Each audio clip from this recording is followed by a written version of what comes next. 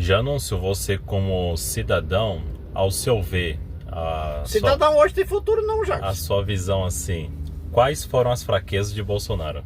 Aí você acaba comigo, chama eu de cidadão. Cidadão no Brasil não tem futuro não, velho. Você tá acabando com minha vida. Qual é a fraqueza de Bolsonaro? Bolsonaro, a meu ver, os erros dele, as alianças de Bolsonaro. Bolsonaro não sabe fazer aliança, a verdade é essa. Porque ele mandou o pessoal votar agora em Hugo Motta e em Alcolumbre, só para vocês terem uma ideia.